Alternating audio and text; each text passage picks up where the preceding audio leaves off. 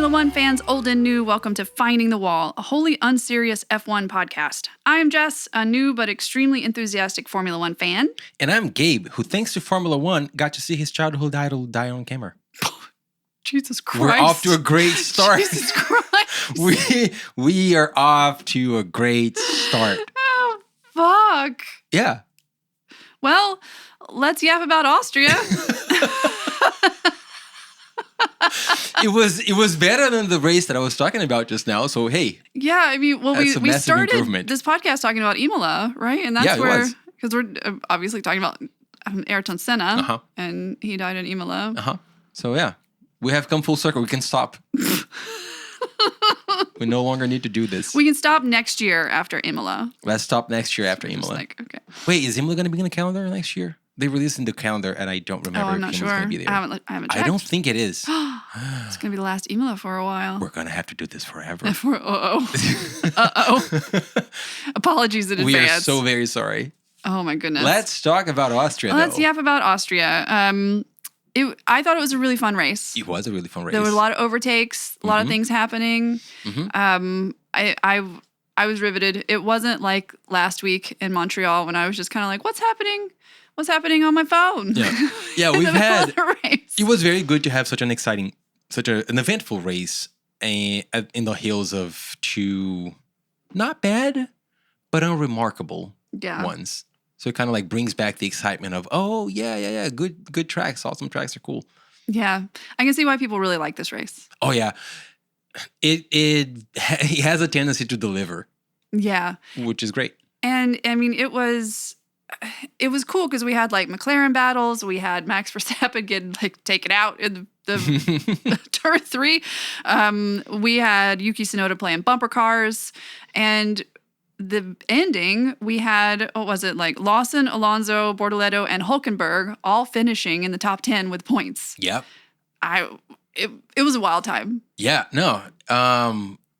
With all of the DNFs, you are gonna probably get some crazy points finishers anyway, but they all, maybe with the exception of Hülkenberg, they all got there like by being there. Lawson and Alonso, like they all ran a race that would have gotten them into the points.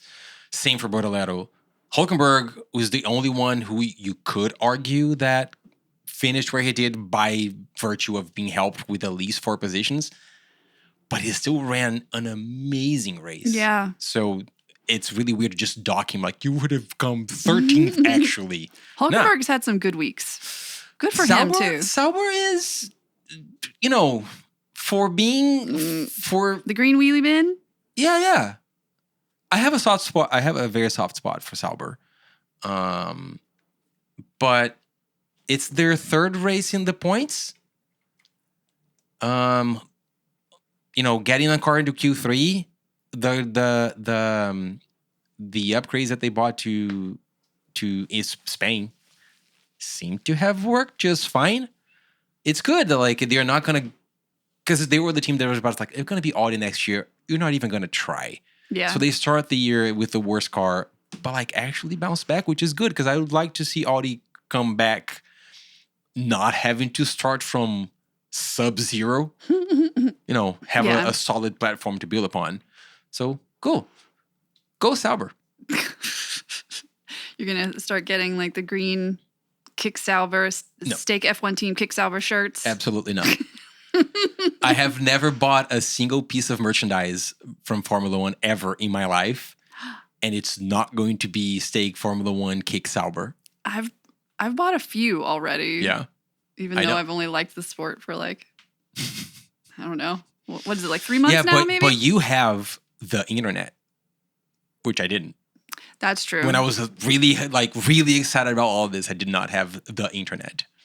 Oh, so you had to like go out and find F1 things? Yeah, with a stick into the wilderness. With a guide dog that can smell like McLaren merchandise.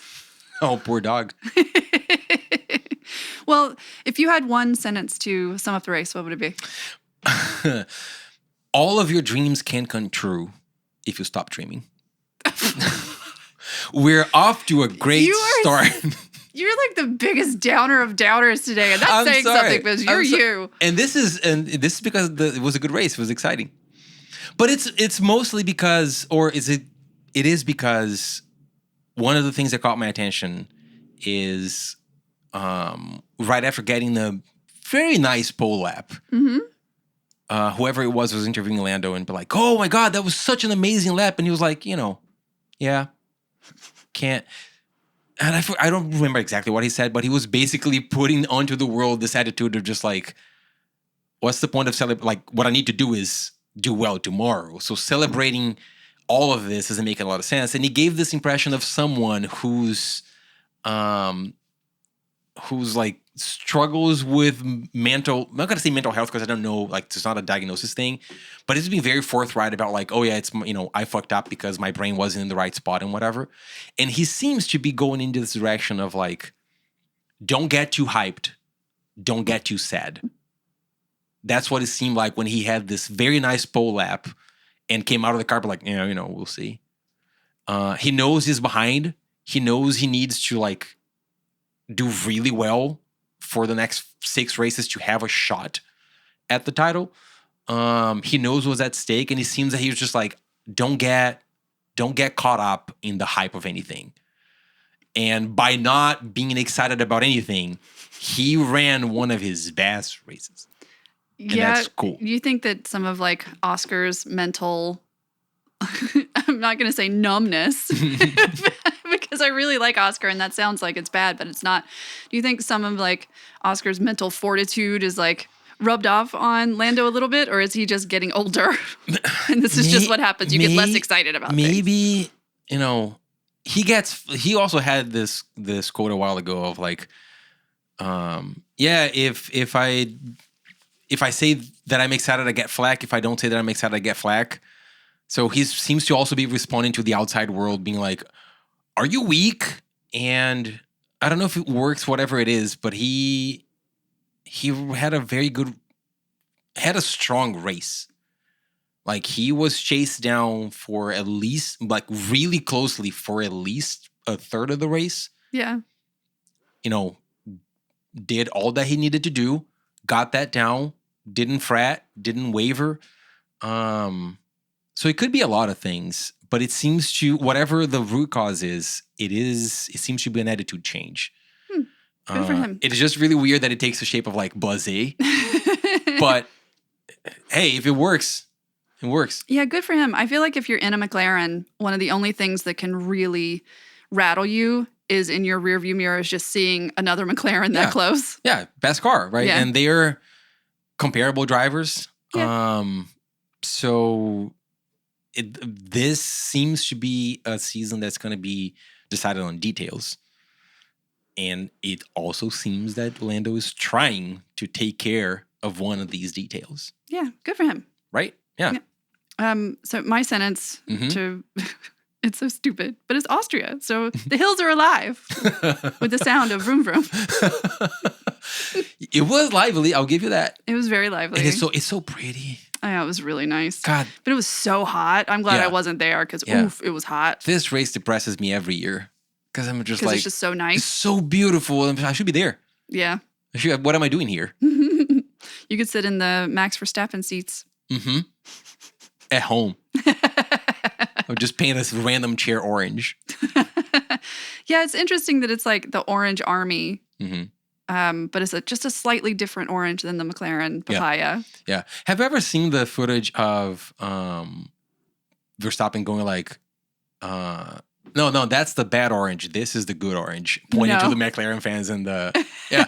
No, but that's funny. Something of that kind that he said I'll look it up. A few years ago. Well, let's talk about what we learned from the race. Yeah. Did you learn anything? I learned that everyone seems to be agreeing that and by everyone I mean everyone, including the team, the Red Bull car sucks. Yeah, because there's been a lot of that talk, right? It has always been this thing of what's happening. Is it the second driver? Is it this? And then you have reports that the car maybe sucks, but no one can confirm because there are only 2 people who drive that car. Yeah. So it's really And hard Max to know. is just superhuman. Yeah, so it's really hard to know what's actually going on. And when you see the team itself just grinding through drivers, it creates this thing of they're trying, like the other people are just not good enough to catch up to Max Verstappen. So you kind of have this thing where Verstappen is driving the car and everybody else is under driving the car. But the evidence seems to have mounted enough that the discourse, including on the broadcast, including the team itself, seems to be like, Max is overdriving, that bus. So there's no point in continuing with business as usual at Red Bull. Yeah. You got to stop. You have to fix the car. Yeah, I feel like we even were chatting right after the race. Mm-hmm. Like, I would love to see Max Verstappen go 5 laps in a McLaren. Oh my God, yeah. I just wonder Yeah. what he could do with a car that wasn't. Yeah. Like, what are we calling his car? The Verstappen car? Like, what are we calling those Red Bull cars? We have to come up with some terrible name. I mean, shit, right? That's the thing. There's no other name. I said when we were watching the race, I said fish tank, and I like that one. Oh yeah, I did say fish tank. I like that too. I like that one, but Yeah. it's a bit. He's It's a driving the bad shit car. out of that fish tank. Yeah. I would love to see half a season of Formula One as a spec category. Everybody gets the same car. Yeah. More than that would suck because Verstappen would be champion every year. Maybe. Yeah, maybe he retires and then someone else, because his at this point he's better than everyone else. We'll talk about that in a second. Yeah. But yeah, so I don't know. That's the thing that I learned is I think everyone is now just looking to the side and go, yeah, maybe that car is just Even bad. Max. I mean, Max has been saying it. Yeah. So and it's interesting to see that. It's interesting to think about how long it took because Verstappen is so good for everyone to be like, the car's bad though. Yeah. And I wonder how the future is going to be like in this new reality. I mean, so much is changing next year anyway. Mm-hmm. Yeah. Well, What did you learn? there were 2 things that I learned. The first thing that I learned was, grass can just catch on fire. Yeah.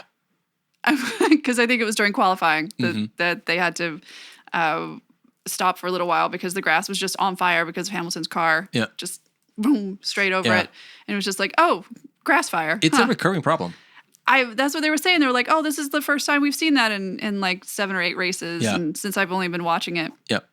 This is the first just random grass fire that Yeah. I ever saw. I was like, oh, okay. I mean, that makes sense. They go over it, go with sparks and things like that. I was like, but it reminded me of like Back to the Future, where they just like had the whole like fire underneath the DeLorean. I think it was China this year that they damped the grass. With Oh, hoses. so there wouldn't be. Yeah, just to try to avoid that. Didn't work. It still fires? It still fires. Yeah. So yeah, sometimes that happens. You're going to see that in the summer and then it stops. Yeah. So I learned that. This is the first time I saw it. But the big thing that I learned is something that me as a Max Verstappen hater is really loath to admit. Oh no. Big moment. So Max was taken out in the first lap by Kimi Antonelli. So he did not race basically after the first quarter of the lap. And this is the first race that I had watched where Max was not racing. And it was worse for it. Yeah. I was like, oh, this isn't as good of a race because Max isn't racing. And I was like, ugh. I hated myself, but it's true. Like, he is a great, great race car driver. Yeah, and it wasn't as much as I hate Red Bull. Yeah, and I was here. I watched it with you, and it wasn't just that like my enemy isn't here, so there's a vacuum. It's that he's a great driver. He's fun to watch. So he makes for better racing because he's so good, especially coming from behind. Yes, I was really excited to see. Like, I was like, Max isn't at the front of the grid. Yeah. He had a terrible qualifying. Yeah. And then, of course, like at the end of qualifying, a lot of them didn't get their second like flying lap in Q3 because of Gasly spun out. Gasly, right. Like for the last corner. Right. So they didn't get their second flying lap. So who knows where he would have been? Who knows where Oscar would have been? Because neither one of them got to do their second lap. But yeah, he wasn't racing, and I was sad was like, you had a moment. I did. And then I was really just did. like, oh God. Do I hate but I still hate Red Bull because I hate Christopher Horner with the fury of 1,000 suns. Yeah. But it is fun watching Max race. And so that's what I learned. I was like, oh, the race is not as good. Because first I was like, oh God, they took Max out. And then I was like, oh, I'm sad. Yeah.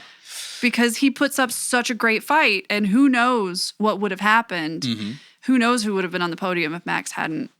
You really had a moment. I saw you like coming to I saw you come to that realization. The journey on my face. Yeah. Of like, my face journey. Oh my God, he's really good. And I must say that as the old jaded fan in this whole thing, I'm happy for you. I really am. Like we have talked before about how, Formula One feels very different and you consume it very differently than you did 35 years ago.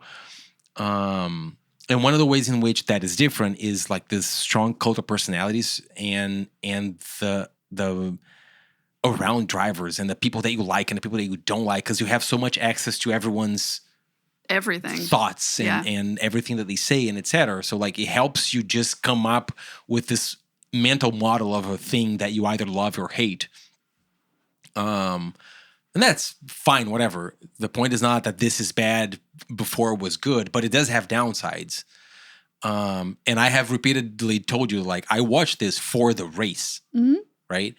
And I was like, oh, this might be one of the moments where like the love for the race comes through past the discourse around like this person sucks, this person doesn't suck. So I was very happy for you to see you like come to terms with this, but the racing is better with the jackass there. Yeah. That motherfucker that I hate makes it. He's a great race car driver and he's fun to watch. Good for you, Jessica. But I feel like for being traumatized. Yeah, thank you very much. I could say that all my life.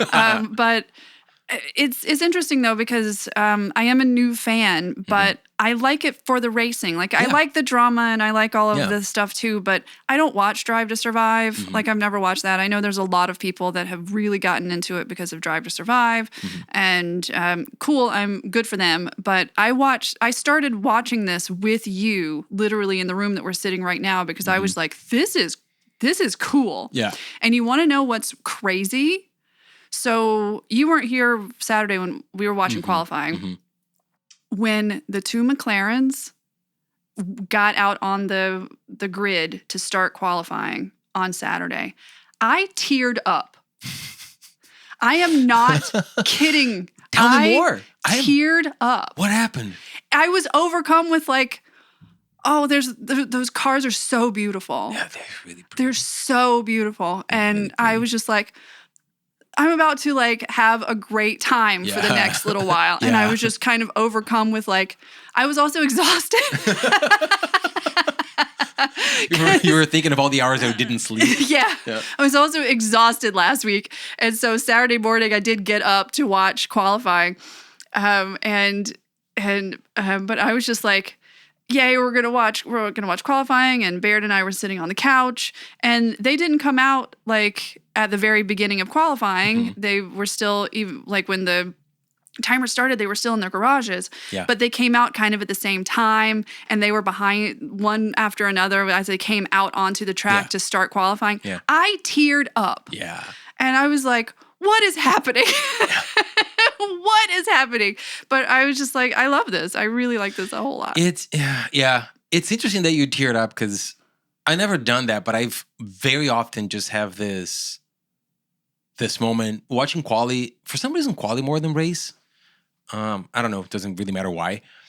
But whenever I'm watching a new broadcast, and I sit there and it's Monday morning, and I have a glass of juice and breakfast in front of me, and I'm just sitting there to watch the race, and I'm instantly connected to 8-year-old me with my dad, just like in the living room, because he would watch most of them, especially when Senna was still racing. After Senna died, I continued to watch my dad, but it was a big deal. It was like just the Sunday morning activity that you do. Did a lot of Brazilians not watch after Senna died? Oh yeah, we were still... I bet it would have been hard because if you love F1 Yeah. so much and Senna was such a rock star. Yeah. And then he's gone. It would have hurt to watch after Brazil a while. still might, maybe now China, I don't know. But like for the longest time, it was still the biggest broadcast audience by far, country-wise, right? It was the country with the biggest audience because we have a lot more people in England. Mm-hmm. Yeah. Yeah. But still. Brazil is a very large country. It's a very large country with a lot of people in it. So it's probably being overtaken by India, by China right now. But it was still like the biggest audience, even after Senna died. But when he was still alive, that was the national pastime, was just turn on the TV on Sunday morning and just like watch the race. So he died and the audience went down, but it is still a very popular sport. Well, now that you've got Bortoleto. Oh yeah, no, that's the whole thing. I could do a whole episode just about like how that has impacted Formula One coverage in Brazil. Oh. Good. And I hope he does well because I want Brazilians to... Me too. I hope he does well. The coverage isn't always great because then you get like all of this nationalism wrapped around it. So there's it gets weird. Yeah. We don't have to completely go in. We'll go into it some other time. Maybe some other time. But yeah, so... And I sit there and it just takes me back. Right? And I'm like, oh man, watching Formula One in the Sunday morning it's nice. Yeah. And then you have me screaming at this... Yeah. Which I never had in my entire life. So that's a new experience. That has never happened. I'm glad that that's there. But it's interesting to me that like when you were describing that, I didn't necessarily have that because a lot of my appreciation for watching it today is based in like nostalgia and just thinking back of how long I've been doing this and the time that I stopped watching it and I come back and I'm like, oh my God, it's so nice. It's so cool. And the cars are so pretty. And it's, so yeah, I'm glad that you have this emotional connection It's already. just so weird because I've never been into sports this way. I mean, I've talked about it on the podcast before. Like the very first episode, I was like, I've never been into a sport like this ever. Yeah, and I have no idea how you did it. I don't know. Goss like Formula One too. Yeah. Yeah, I have a shirt that I made that says Goss like Formula One too. Yeah, so anyway, the point of all of this is Max Verstappen is really good. He's really good. And I was sad when he wasn't. It makes it for better racing. Yeah. Right? And then at some point he's going to retire and they're going to go, well, someone else is going to come up. Because the interesting thing is that we always seem to have at least one extraordinary driver. How old is Max Verstappen, though? He's still very young. 27, Yeah, he's like 27. He has plenty of years, but I don't see him doing this forever. He's not going to be an Alfonso. He doesn't have that vibe. Yeah. Doesn't have that vibe. He's tired. He has 2 kids and a wife. Yeah. He just wants to go play iRacing. Kids millennial, because Alonso is like, Alonso is Gen X. Yeah. Has that bright spark in his eyes. Verstappen's millennial is just like, I'm so fucking tired. He's so tired. Yeah. The world is too much. Yeah. So you learned a lot about yourself in Austria. I learned a lot about me. Very good. Yeah. I've been learning more about myself in every race. Good. So speaking of Max Verstappen, let's talk about what intrigue is happening because it's kind of all around Max. There's been big intrigue. Lots of intrigue happening. I have a favorite one. Ooh. Tell me. Do you have a favorite one? Because I have a favorite one. Well, I mean, the intrigue that I have is just like all around Max Verstappen maybe already saying yes to Mercedes. All right, so there's a whole factor. Okay. And it's the combination of 2 different rumors. So because one of them was just like Sky Italia, yeah, right? Was talking about this. So grain of salt, double grain of salt, because it's 2 rumors coming together for this beautiful story. So much salt. Yeah. Rumor number 1 is that Verstappen's contract with Red Bull has a performance clause that allows him to get out of the contract if he is below 3rd in the standings by the summer break. And summer break is after Silverstone? I think so, or the race after that. Okay. It's coming up. Yeah. Right? So that's rumor number 1, that Verstappen's contract would let him sign with another team for next year with no penalties or fines if he's below 3rd in the driver standings. Wow. By the summer break. Rumor number one. Rumor number two, which barely counts as a rumor at this point, Mercedes is courting him. Yeah. Mercedes really wants him for next year, and you have to assume that... Well, Toto's kind of said this. Yeah, and George said it. Too, so, like, it barely counts as a rumor. Yeah. But I'm still counting it as a rumor because I'm not there. Yeah, we're not there. We don't know. We act like we know, but we don't know. So that's number two, right? And those two things coming together create this beautiful thing where if George Russell does really well for the next race or two races until the summer break. Because he is doing well. Yes. He's fourth place in the championship right now. However many points behind Verstappen. Totally, he can catch him. If George Russell drives really well, outscores Verstappen, and overtakes him in the standings, he loses his job. Yeah. Yeah, because if Max went to Mercedes, he would be there with Kimi. Yeah, I can't imagine that it would be Max and George. No, it wouldn't. That would be great, though. It would be awesome, but like I would love to see them on a team, but no, I cannot imagine Toto has doing that. Has already like made it clear that Kimi Antonelli is the future of Mercedes. Yeah, I don't think it makes sense.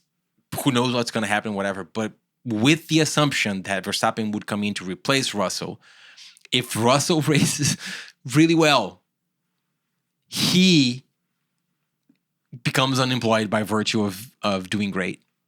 Yeah. What a beautiful, fantastic, chaotic. This needs to be like a movie. Situation. Yeah. But it also feels like George wouldn't do worse just to keep himself at Mercedes. No. It makes none of it makes sense. None of it makes sense. Wouldn't it be cool though if like, because like the thought is, okay, if Max goes to Mercedes, he would take Russell's spot. He would take George's spot. Where would George then go? Because he's driving out of his mind right now. He's doing amazingly. Mm-hmm. Like he's doing really well. Mm-hmm. There would be no other reason for Mercedes to get rid of him except for Max fucking Verstappen. Mm-hmm. So you're not going to say no to Max. So if Max came there, who would swoop in and grab George Russell? Like, and most people are like Aston Martin, right? Like it would have to be Aston Martin. But what if Red Bull is just like, how about we just have a little swapsies? Mm-hmm. But then George is going to come in like 19th because it's a fish tank. Uh-huh. He would be driving a fish tank. Yeah. It's this very interesting thing where we currently have more top shelf teams or teams capable of winning. Not all the time, but capable of nabbing a win than we usually do. Like if we count 4 teams, even though one of them is just a shitty car with a great driver. But if every race we have these 4 teams that, like, if any of them won the race, it'd be like, it's not a surprise. Like, if Ferrari won the race, we're like, wow. But it's also not unexpected, right? So, that's half the grid. Yeah. That is, like, could win. That's insane that we're in this. That being said, that doesn't mean that there are enough really good seats available. Because McLaren has their drivers set. Yeah. But Ferrari parting with either of their drivers makes no sense. Especially for stuff like replacing Leclerc with Russell is, 6 of one to half a dozen of the other. Like, why would you do that? Yeah. So McLaren's not going to be it. You're leaving Mercedes. Ferrari's not going to be it. So you have Red Bull with a probably bad car. And everybody just like looking at Aston Martin for a few years now, being like, "Is this going to happen?" And their new factory, new wind tunnel, Adrian Newey, yeah. So they're making the moves for hopefully having something decent next year, which is why everybody was like, "You're going to go to Aston Martin, right?" And I would love it if George replaced Lance Stroll. Who would you think? Who would you not love as a Lance Stroll replacement? I don't know, Kermit the Frog, maybe. Like, if anyone out of F3, F2, F1 Academy, if any one of those folks replaced Lance Stroll, Princess Peach. Princess Peach. If Princess Peach replaced Lance Stroll, I would be over the moon. Mm-hmm. Anyone. So I know that you like Russell and everything, but Yeah. also if Lance Stroll was replaced by the ghost of Lance Stroll, you would be like, this is awesome. Yeah, it's great. Yeah. Oh no, I don't want to die. Yeah, I didn't. That's not what I meant. But as I said, I was like, oh, I just killed a man. Yeah, don't. Maybe let's not do that. Let's not wish that upon the man. No. But I think that they should put him out of his professional misery because Oh my he God, is yeah. an absolute miserable human. He's sad. The man is sad. The man is So sad. so I don't know, Aston Martin. So Maybe. yeah. I don't know. It kind of sucks for him. He's a good driver who might be struggling to find a seat. Yeah. It does suck for him. He's great. And if he didn't drive next year, then that would be wild. Because he literally just won a race. Yeah. But stranger things have happened. Yeah. At the same time, like, as a more impartial observer, if Cadillac just comes out of the gate like George Russell. Yeah, I was It's just a thinking, gamble, but what if it was like George Russell and Valtteri Bottas as the Cadillac drivers? that they know each other already. I would love that team because I love Bottas so much. Yeah. He's so stupid. He's hilarious. So could be. I would know. love to see that wackadoo drive. I would love to watch him drive. You never got to see the non-80s villain version of Valtteri Bottas, which is interesting to me. No, I You didn't. have only known the mirrored sunglasses mullet mustache version Wannabe of Bottas. Australian Bottas. Yeah, who you does, never really saw the Finnish farmer No, version of Bottas. no. Well, But yeah, I'm into it. So we'll see what happens. We'll see. So we'll know in a couple of weeks. We'll probably, I don't know. Maybe not, because my guess is that even if he signs, we're gonna know towards the end of the year. Oh. That's my guess. It could very well that totally immediately just posts on TikTok like, bitch, Horner, fuck you. Like, Well, Toto's already, I'm surprised that Toto even said anything about courting Verstappen. yeah, And I don't know. I don't know. We'll see. We'll see. We'll see. It'll be interesting. But it is very intriguing It is very to intriguing. think what's gonna happen. Should we get to our Finding the Wall championships? Hell yeah. Let's It's do the only it. thing that matters. It is the only thing that matters. It's great. This is my favorite part of the show, Yeah? actually. All right. So, Jessica, Yes. who is your winner for? Let's start with Cuntiest comes. Oh, we're going to start with Cuntiest comms. Yeah, okay. yeah. So my Cuntiest comms is something that was not actually aired. Oh, really? Yeah, it was Oscar Piastri at the very end of the race. So it wasn't on because we watched it on F1 TV. They didn't air it, but he said it afterwards. He said it because right after, we all know at the very end, he was still going to try to catch up with Lando Norris. And then he kind of got into traffic with Bortoletto and Lawson and Alonso. Yeah, and all of those folks that were trying to unlap themselves, but he was just trying to get around them and they were not cooperating.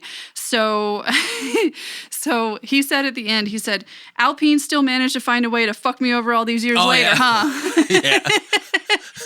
I was just like, Oscar said that? Hell yeah, Oscar. I was so proud of my boy. Did you catch the context for that? Yeah. Yeah. Because years ago, Alpine made this whole tweet of how he was gonna, or they made this statement how Oscar Piastri's joining Alpine, and he had to he was like, no, I'm not.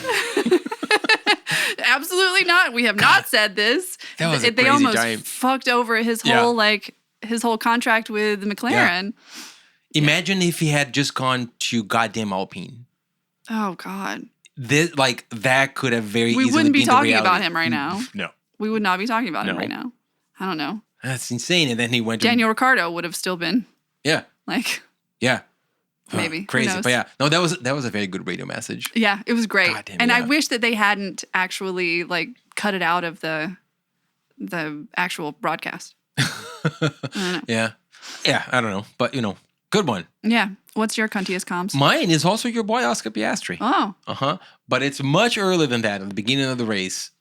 My note says lap 7, but that seems early. I don't know. Doesn't matter. It is when he's chasing Lando, and he goes on the radio and goes, it's your call on the racing situation. And it's not like his stone was just fine. It's whatever. But the implication of just like, I'm just saying that I'm leader of the championship. So like, and I'm here behind. So like, I don't know, man. It just doesn't make a lot of sense to me. Like, I know we don't do team orders and all. But also, if we were to do team orders, I'm just saying that I'm just going to double check that we really don't do team orders. Which it is, I know that it's inane. Yeah. But I was also just like, oh, you little bitch. You little motherfucking, little tiny bitch. I love it. It's like, it is, it is not veiled, like it's not a veiled anything. It's just a little bitch. Yeah. It was nice. It made me laugh. But I also like that time. McLaren just lets them race. I love that. Yeah, they're brave. Yeah. Because those cars, I mean, easily take both of them out while they're battling. Yeah. But that, I think it was lap 11. Yeah. They started battling. It was great. I was on my feet and I was just like, ah! McLaren is doing what I have my entire life always wished a team would do. Is just let them race? Yeah. With not a lot of interference beyond the whole, like, bring the cars home. Yeah.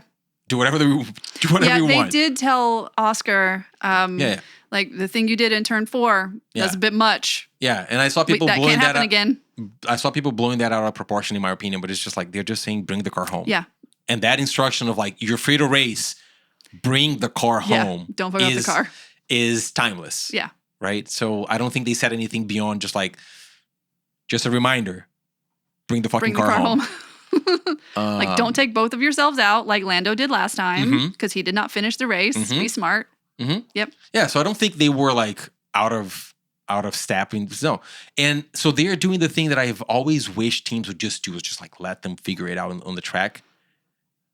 And the last couple of races, I've been like, oh, this is why people don't do this. Yeah. Because if I ran that team and I saw both Canada and what almost happened this time, it'd be like, oh my, nerves of steel. Oh my God, that's Andrea Stella's sitting there like with his fingernails like in the pit wall, like just fully clenched. Just completely, his poor sphincter, just airtight. The man is a space station, just locked. God damn it! Yeah. So I see why people don't do that, but kudos to them. Yeah. How about the most cursed? Our boy Carlos Sainz. Yeah, that was for me too. Come on. Yeah, he couldn't even start the race. No. And mortifying is not the word, because it's not embarrassing for Carlos because it's not his fault, but lights out and away we go. Everybody leaves and he's just like sitting there. Yeah. It actually wasn't lights out and away. It was formation lap. Yeah. But he's just like sitting there and he's just like, the car's not moving. What the fuck? And then when everybody's just like, okay, let's abort the start, it moves. But it also moves with the brakes engaged. Yeah. God, that Williams has been cursed for a few races, but he this weekend is just like, especially this week, because Albon didn't finish either. No. Yeah. It sucked, but Sainz takes the cake for brakes just catch on fire. The man caught on fire without racing. Yeah. He's the grass. He's the grass. I'm just like amazing that like he did nothing and just spontaneously combusted. Yeah. That was mine too. Fantastic. Poor Carlos Sainz. Yeah. I thought about just putting Williams in general, but yeah, poor Carlos Sainz. Yeah, it was him. Best hair, worst luck. Best hair, worst luck. Yeah. Worst luck. How about, let's go with anger management. Anger management. Yeah. This is my first time, I think, in anger management, not voting for a driver. It was also kind of a last minute pick because I don't think no comms that were aired caught my attention as being like noteworthy levels of anger. Yeah. But then rethinking everything after the fact, I was like, you know what? My award goes to the Ferrari pit wall for just taking Lewis Hamilton. Like, no, and they go like, box. Yeah. No, but my tires are fine. Well, my anger management went to Lewis Hamilton. Box. Yeah. No, but like I don't see why we should box. Box. Yeah. And I don't know, Ferrari pit wall being gone and whatever. But it was such a weird moment that they were not even arguing, just being like, box the car. Yep. Don't give me lap. Don't give me lip.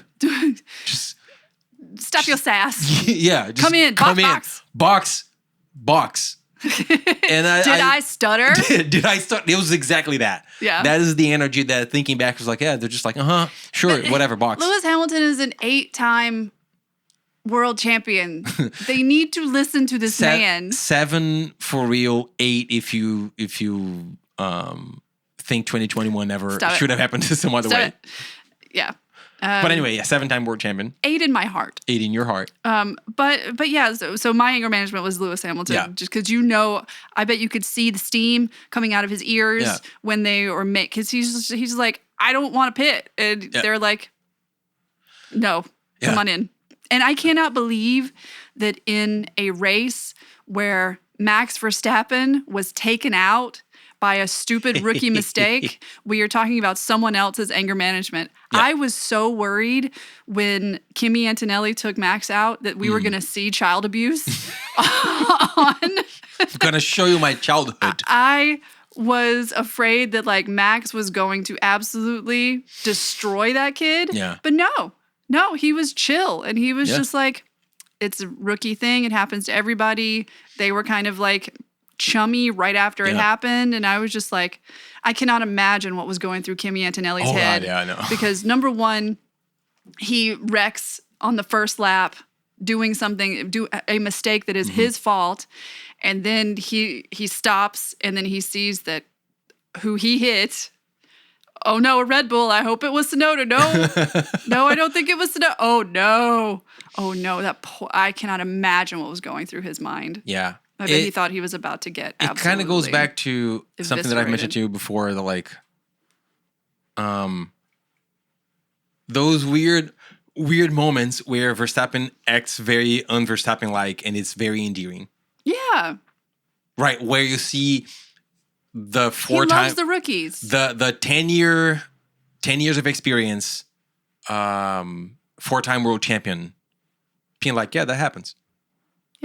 Right, but if it had been anyone else with more baggage. Oh, if it had been George. Oh God, yeah. We would have seen. Yeah. They would have been chasing each other all around. But it also fueled the rumors that Max was really lenient with him because they might be teammates. So Very good rumor. I approve it as a rumor. I don't think it's true at all. We'll see. Yeah, but I don't think it's true that he was just like, oh my God. And he goes, oh no, but you see, he might be like, there's no reason to have that level of 10-dimensional chess going in your head. Maybe. I don't know. But it's interesting that once Max was taken out, he did say immediately after, hit me, these fucking idiots. And then he saw that it was Kimi and he's like, aw. Yeah. Aw. If it had been anyone else. But yeah. Anyway, but so the thing is, Hamilton very angry. Interestingly, after the race, she was like, no, it was the right move to box. And that's the thing that caught my attention about all that. It is not the first time that a driver is overruled by the pit wall. It is just that usually the pit wall goes do this to protect, track position. Do this because there's a gap. Do this they will say what the point is instead of just going, shut the fuck up and box. Just come in. Just come in. Bring the car in. Yeah, we said. Yeah, it sounded like he was being grounded. Yeah. I expected them to be like, don't make me ask you again. Yeah. Really weird. Really weird times. But yeah. Best overtake. Best overtake. For me, there was a lot of overtakes. It was nice. There was a bunch. It was fun. There was a bunch of them were really good, but I really liked Tsunoda on Colapinto in the battle, that Piastri kind of injected himself in the middle. Where they were trying to unlap themselves. He was lapping them. Yep. But you always have the right to unlap, and it was into turn 3. That's my hill. It's not turn 4. It's turn 3 because turn 3 officially doesn't exist. It's just a straight. But anyway, it's the to the right, like right chicane at the top of the hill. That Piastri caught both of them, and Colapinto overtakes Tsunoda, and Tsunoda reads both Piastri and Colapinto's move, and takes a line that gets him like in between the two of them on the exit of the turn, and gets his position back. Yeah. By like, because the moment that Colapinto overtakes Tsunoda, Piastri's like, this is my chance too, and he tries to also do it. And they said nope. And Tsunoda just reads both of them and places and takes a line that lets him take get on the accelerator quicker, and like recovers his position, overtaking Colapinto, and protecting against Piastri in one move. And the whole thing was beautiful, and I loved it. Mine was, the battle of the McLarens. God, yeah. With Piastri overtaking Lando and then Lando getting it right back. It was beautiful. Lando was also so smart. Yeah. By like knowing what Piastri was going to do, reading it, and placing his car in a way that would give him the like best, take up on the accelerator to get the position back going into turn 4, not 5. Wait, I lost count. Whatever. Yeah. Doesn't matter. But like Lando was also brilliant in that one. Yeah, so it was a beautiful battle. It was wonderful. I hope they do this I had a great all the time. I don't know if my nerves can take it. Sure. But it was beautiful. It was wonderful. But if you die happy. Yep, it's true. So, I'll just fall over. Yeah. I just remember I was like, I can't look. And then I was like, the girls are fighting. Yeah, I really hope the rest of the season is all presidential alert. The girls are fighting all the time, because it was beautiful. Yeah. And now our very last one is best wall found. There's only one. Yeah, there's only one where Kimmy found the wall of Max. He really found the wall of Max. He found the wall of Max. That's the best. Yeah. That's the best, because everybody's just like, is that a Red Bull with a Mercedes? Is it Yuki? Oh. Is it George? Oh no. Oh no. Yeah, it was so many questions being answered in the split second. Yeah. And it all fine. It all ended up fine. Gave us a very quick virtual safety car to just chill everybody down. Yeah, it was super quick. I was actually surprised at how quick they got back to racing, to the green flag. Yeah. Because I don't know, I think we talked about it because we were watching them pick up Verstappen's car, and they picked it up a little bit too fast, and it like knocked into one of the stewards. And I was like, this car is trying to kill everyone. Yeah. So car's alive. Like, get it off the road. Yeah, Kimmy found the wall of Max. Yeah, it was a good crash. It was nice. It created a lot of excitement for the beginning of the race. Yeah. So yeah, but that was Austria. Congratulations to all of the winners. All of them. Yeah, including Lando Norris. But especially not Lando Norris, but the people who actually won the final awards. Yeah. That's what matters. We need to actually start putting these in our chart. Yeah, I have them all written down, but we need to have a public table of like who's winning what. Yeah, we should. We've got to still figure out the point system, though. We don't have that. They just get a point if they want to get a point. They get a point. All right, that works. Why not? Simplify it. Keep it simple, stupid. So that is basically the end of the podcast. I do want to, before we go, chat about quickly. I do have another podcast. So in my day job, I work in video games. And so I have a video game podcast called Stupid Little Games. It's where we talk about all things gaming from the inside out. So each week I sit down with various insiders from the gaming industry. We talk about current gaming obsessions. We tell stories from projects past and present. And then we play a stupid little game that I write specifically for each and every guest. So you can search for Stupid Little Games wherever you get your podcast, or just look for the Stupid Little Podcast Network. Also, if you liked this podcast, please subscribe on your favorite podcast app. And a review goes a really, really long way. We're kind of a new podcast. We're still trying to get into the algorithm, especially for other F1 fans. So it really, really does help. So give us a like, give us a follow on your app of choice. You can follow me on Blue Sky. It's Caketease, CAKETEASE, at bsky.social. And Gabe, you can't follow anywhere. If you follow me, you'd be lost too. Yeah, that's true. That's a Queen of the Stone Age. So you can reference. for all the fans. Yeah. So you can yell at me, and then I will yell at Gabe. Yeah. And yeah. Jess is my ombudsman.